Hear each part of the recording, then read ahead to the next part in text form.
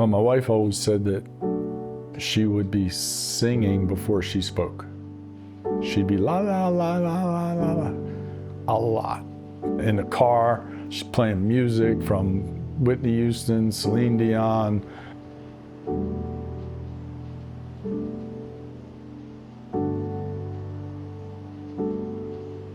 Tina was an only child, and she didn't want our children to be alone. That's why we decided to have a second. She adored her brother. You know, she had a big brother, who's 15 months older, and she would follow him around. When they were both, like in the toddler age, like 2 and 3, Tina called it the terrific twos. It wasn't the terrible twos, because both kids were really good. I have a new gratitude for just how we were raised. Our relationship felt normal, which, as we learned later, wasn't. It was special, but it's we were just watch TV together.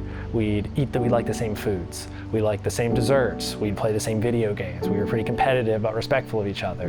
We gave each other space and privacy too. Some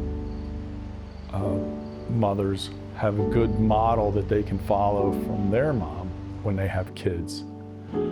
Tina didn't have that model, but she had an instinct of what her mom and dad should have been, that she put it into full force by raising our kids. So she was the one that was just bent on having family.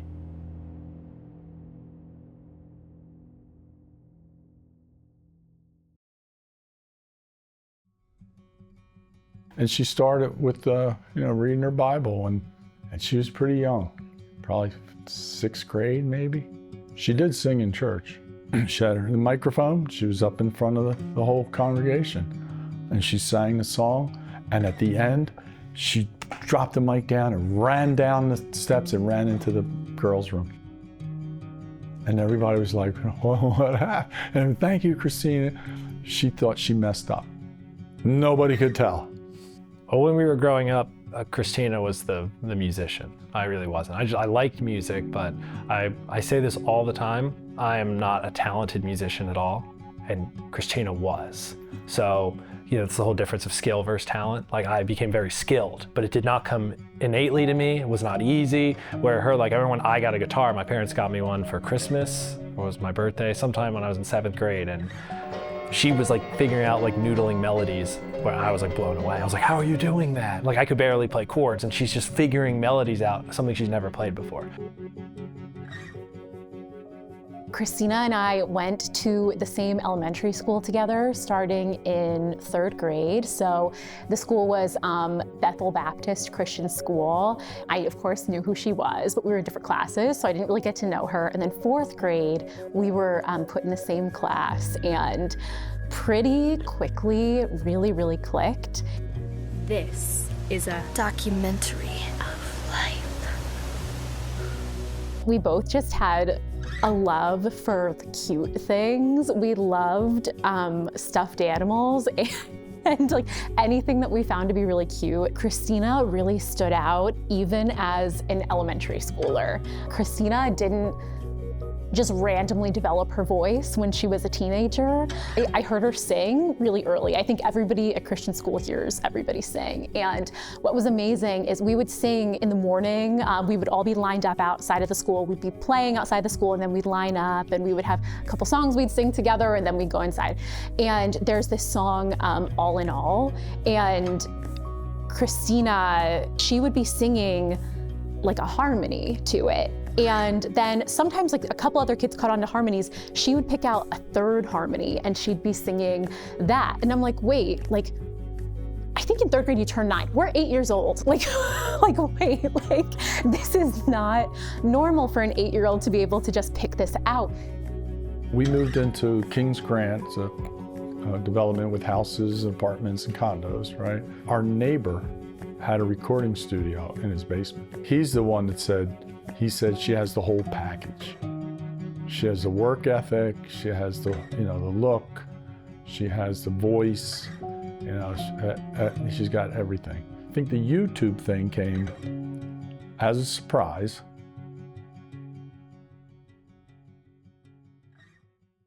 Why did I encourage Christina to put herself out there on YouTube? There are a couple of reasons why. One is that Christina loved videography in her own right.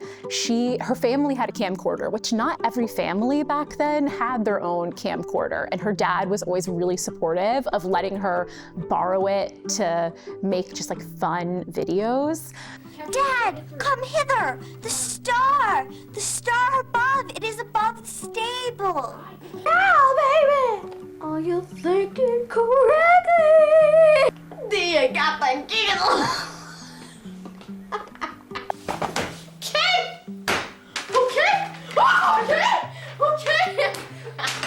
I started watching YouTube myself, and it was so long ago. There were girls about our age who started uploading singing videos to YouTube. They'd most commonly sing covers, and that's how they'd get noticed, because people were interested in covers, or at least it felt that way. And I saw that some of these girls were getting maybe 30,000 views, and I thought, like, wow, like, wait, Christina is like in a league of her own, way more talented. So I thought, if they could do it, Christina could absolutely do this.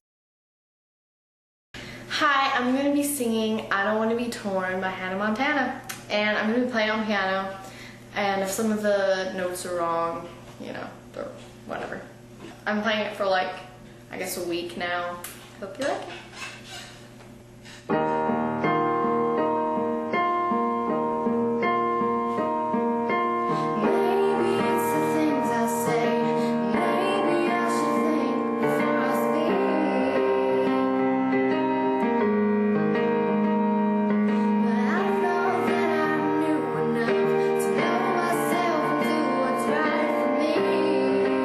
So she posted that along with a Stacey Orico song, Dear Friend. And it was a Christian song, or Christian music, and the next morning she comes to me with her iPod saying, Dad, look at all the messages I'm getting.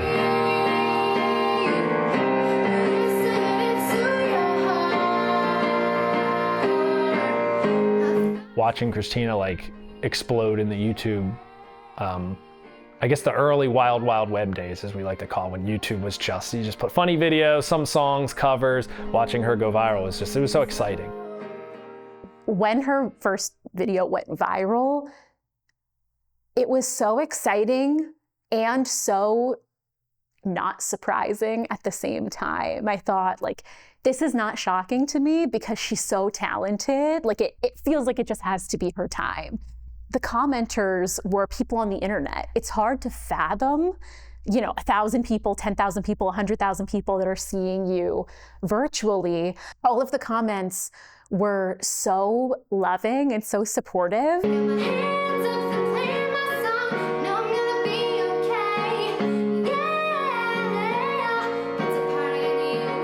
So the third song she did was Party in the USA. And the next morning she came downstairs with her iPod and said, Dad, something's wrong with my YouTube channel. So she hands this to me. She says, I'm trying to read through these messages and I keep trying to delete the ones that I see, and then they're still there. So I can't delete them. I'm like, well, wait a minute. These are 50 more. And then there's 50 more. And it was like thousands overnight of these kids loving that song the way she did it. So that, I think, is the point where when we saw Lauren, she was like, we're going to have a 100,000 view party. We didn't get to have a 100,000 view party because so quickly it became 1 million views. So it had to be a 1 million view party. Like, we couldn't catch our breath to have a 100,000 view party. We were just like enjoying the ride. It was fun. So Marcus saw that she was coming up to this other girl named Tiffany Alver. So that was the real key to the bigger things. And Kurt had it figured out.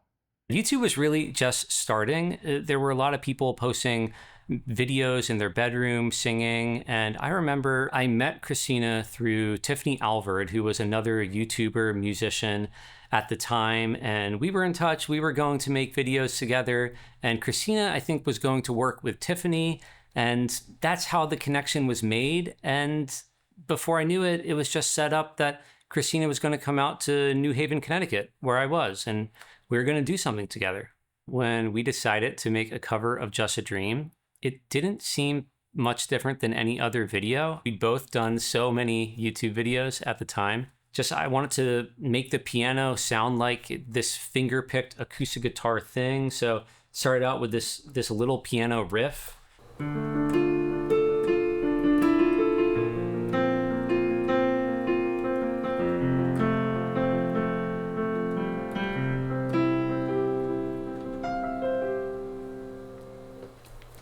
Kind of has this nostalgic feel to it. November 16th, 2010 at 1 o'clock. That's when we recorded it. 15 and a half years ago. Still have all the audio files. And this was that first take. Let's do it. Was thinking about you, thinking about me, thinking about us, what we gonna be. Open my eyes, it was only just a dream. So I traveled back down that road. Will you come back? No one knows. I realize it was only just a dream. I don't know this part.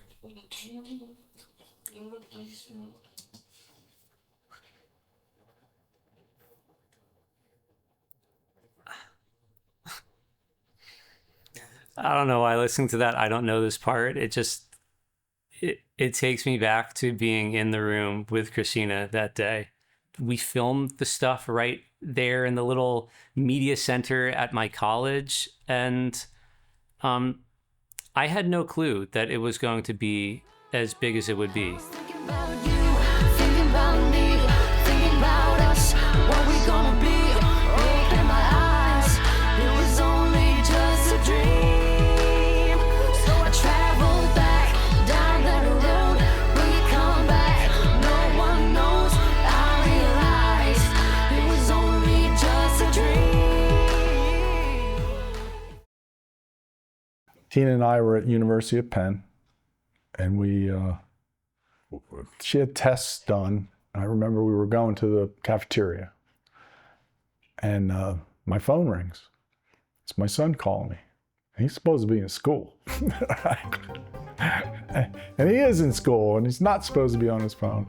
But my son calls me, and he says, "Dad, pretty sure Selena Gomez's stepdad is trying to get in touch with you." I wound up getting a message on my personal YouTube channel, and it was like his last name and a number, and I'm like saying, "Hey, this is Selena Gomez's stepfather, and we're really interested in your sister." And I'm thinking obviously it's like, okay, that's his name. And so I called my dad. I think I was in study hall. I remember I just got up, used the bathroom, and called my dad and was like, "I think Selena Gomez's family's trying to get in touch with us." And I don't remember exactly what my dad said, but it was more like, "Yeah, right, Mark." So he's like, "No, Dad, I checked it out. It's verified." So I think it was later that very night, I got a call from Mandy, Selena's mom. And she just won me over. She said that her and Selena saw Christina's videos and they fell in love with her. And she came across more or less like she just wanted to get to know us. Didn't feel like a business deal at all. And they always treated us like family. So yeah, she said a lot of people have been saying we should manage more than just Selena. And she said, we always told them it's because we love our daughter. So it would have to be someone really special.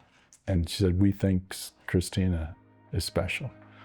So we agreed Brian flew to Philly, drove to our house in Jersey.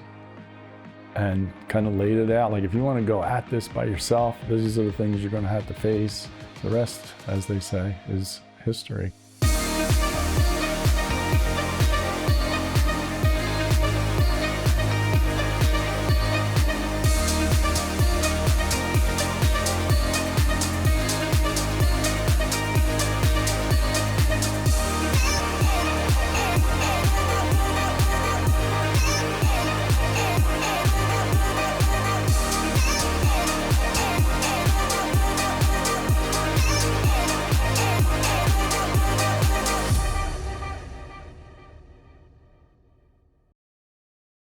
My name is Jonathan LaMarche.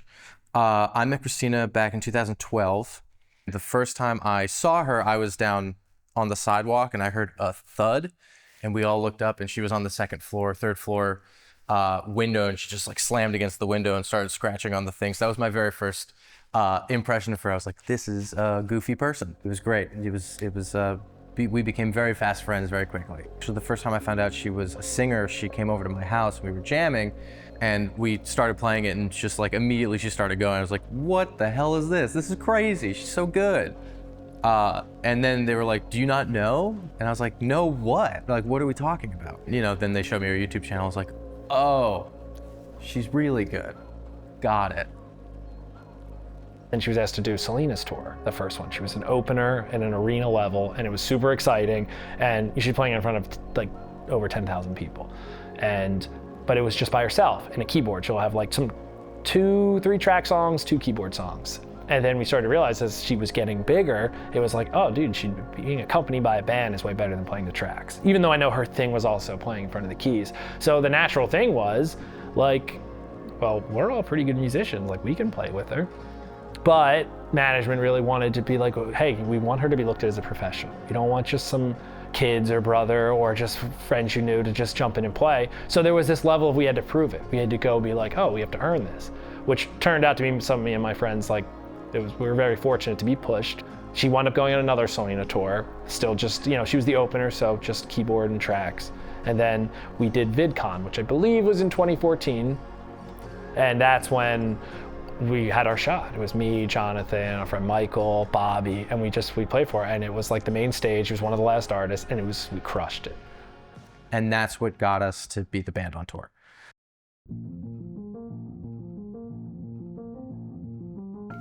We were approached by The Voice requesting Christina to be on it. And before it ever came to the States, it was in the UK. And we thought about it, and the advice we got was, you're on a fast track with, you know, opening for Selena Gomez. Why would you want to enter a contest? What if, you know, if you don't get picked, and like, who knows what the judges are going to say? And so we turned it down. It was really surreal because the early seasons, one of the coaches was Christina Aguilera, which all of Christina's fans know that Christina Aguilera was just such an influence, such a role model to her. And they kept asking. We kept saying no. Season, you know, like the second year, season 3, still said no. Yeah, when she decided, you know, that The Voice was, she was ready, and we thought, you know, where her career was at, we're like, yeah, let's do it. What could it really hurt? She's going to get at least one chair to turn, right? And we were pretty confident. We clawed, we chained our hearts in vain. We jumped, never asking why. We kissed, I fell under your spell. A love no one could deny. I came in like a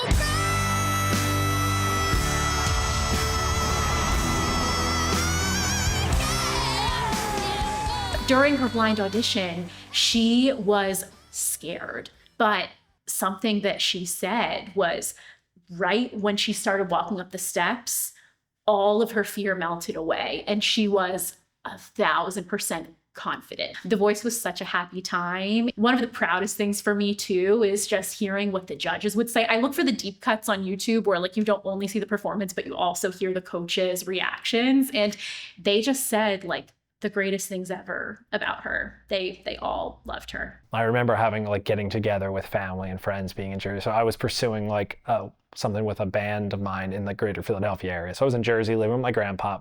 So we were like, anytime she's on, we'd all get together with different family members or friends and watch it. So, but we already know, like, you know, she'd tell us. It's not like they were live at that point. So she just like, oh, I made it through, or this is the song I did. So it was cool to be able to like retroactively watch it. But yeah, those things always gave me anxiety anyways, like those shows. It was also really cool because I got to be there for the finale too. And, you know, she got third place and they had the top 3 in the finale. Something I actually have always wanted to share is the top 3 artists all got cars. That's like something that they do for the for like the winners in the package where they showed the other 2 contestants and her like picking the car. One of them talked about like, oh, which car would my wife like? And one of them talked about like, oh, which car would my, I think like the family member, grandparent, something like that. Like there were commenters that were saying, oh, wow, well, I want one of them to win because like they have a family to support. What Christina is not going to just like go out there and share is that when she won a car on the show, she gave her car to her brother.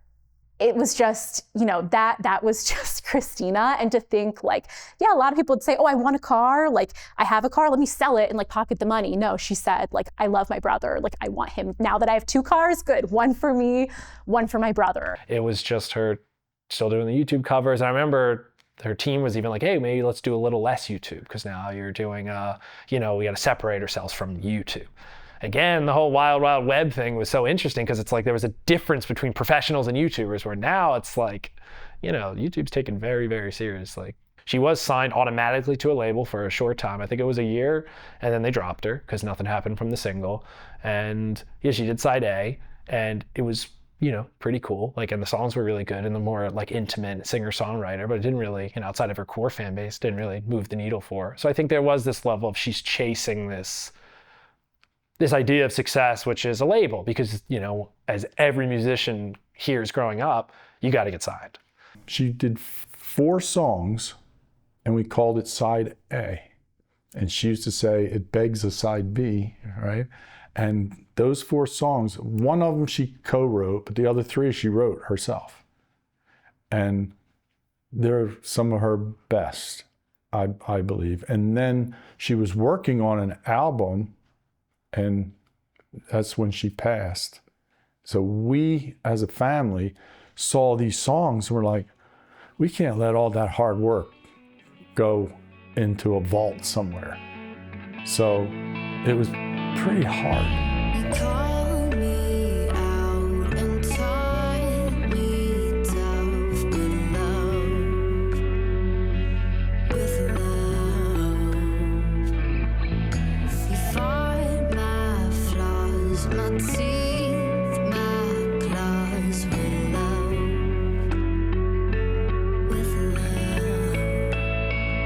Cause every time I'm slipping away from myself, you're the one that moves me like nobody else. Cause when I'm down and I'm down, and I'm coming unplugged, when I'm ready to fall, you're the one always holding me up. And I'll just never forget the outpouring from so many people about the song In Christ Alone. Christina and Tina had moved to California. Marcus and I were still back in New Jersey. And it was Easter. So she wanted to do it for Easter song. But at the end, she talks and she says, I'm not with my family right now. I'm actually just with my mom. So hi to my amazing brother and my dad and everyone in my family. After I had heard that song so many times, but when I listened to it after Tina was gone, Christina's saying, my mom and I are here and our family are not. It struck me like when she originally said that, God knew where it was gonna land with me. But back to the song, it probably had hundreds of thousands of views. Like I think it was 400,000 views. And the night that she was killed, that was the video that went viral. There in the ground, his body lay, light of the world by darkness slain, then bursting forth in glorious day, up from the grave he rose again, and as he stands in victory, since curse has lost its grip on me, for I am his and he is mine, bought with the precious blood of Christ.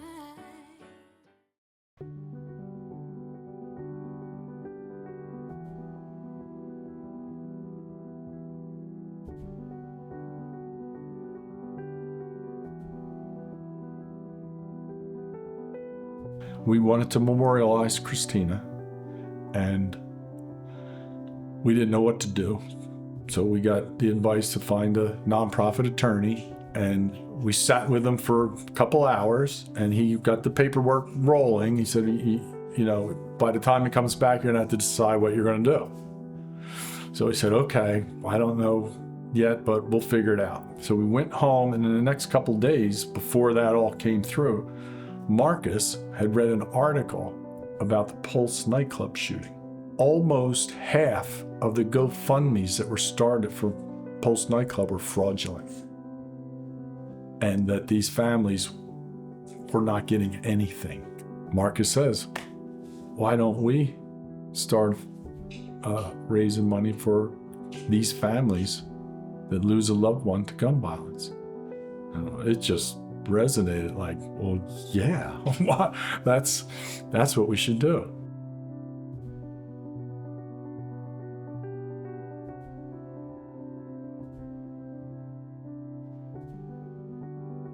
My name is Patience Murray, and I'm a survivor of the Pulse nightclub shooting that took place in Orlando, Florida on June 12, 2016. During the Pulse nightclub shooting, I was shot twice in the legs. When I heard gunshots, I dropped to the floor, and I actually made it outside. I didn't realize it until Akira Murray, my husband's younger sister, who was killed that night. She was with me, and I saw the sky behind her hair, and I knew that we were outside, but we were also there with one other person who was still inside. So we had to go back in for her. And when we did, we got stuck in the actual bathroom stalls. We heard the footsteps of the gunman enter, firing into the bathrooms. I was shot, my friends were shot, and that led to a 3-hour hostage situation until the police actually came in, exchanged gunfire with the gunman, and got us out.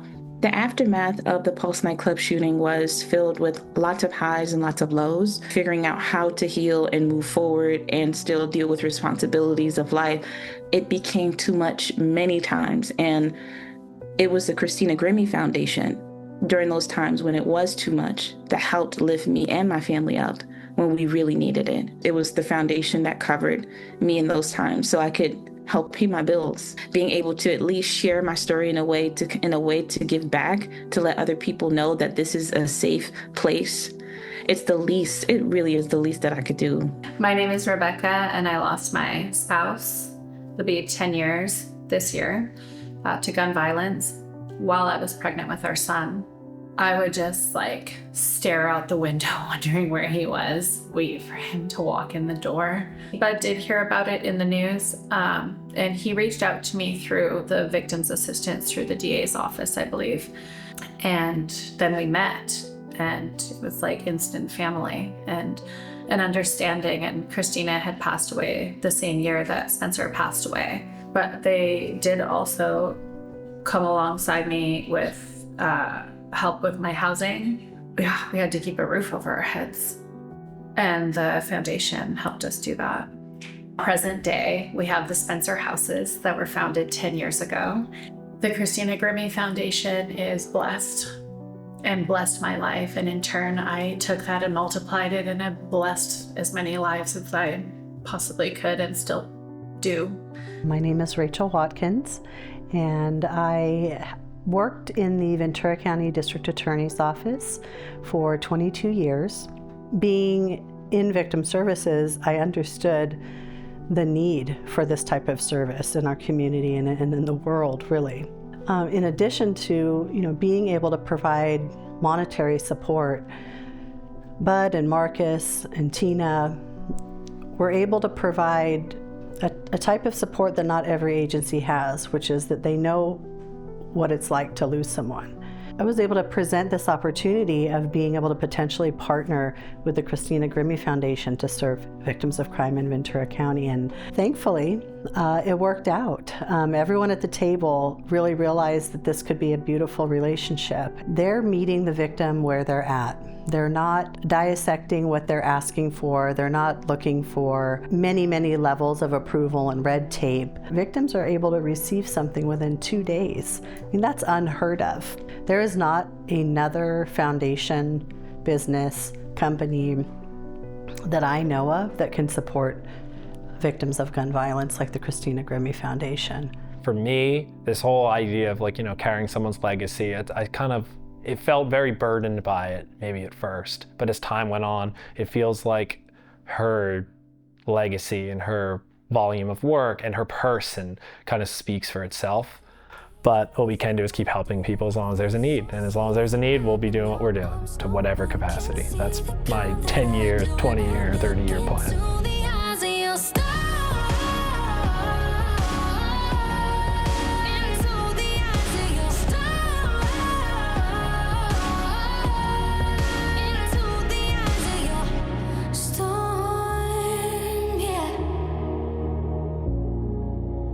I know what they're saying. On the outside, you're falling apart, but your soul is patient. And I can't get away from your love. Away from your love. No, I can't get away from your love. The damage is done. If you're so dangerous, then why do I feel so safe when I'm in your arms? No one can see the calm that I do when I look into the eyes of your star. Into the eyes of your star. Into the eyes of your. If you're so dangerous, I feel so safe when I'm in your arms. No one can see the calm when I look into the eyes of your. If you're so dangerous, I feel so safe and up in your arms. No one can see the calm when I look into the eyes of your star. Into the eyes of your star. Into the eyes of your star. Running for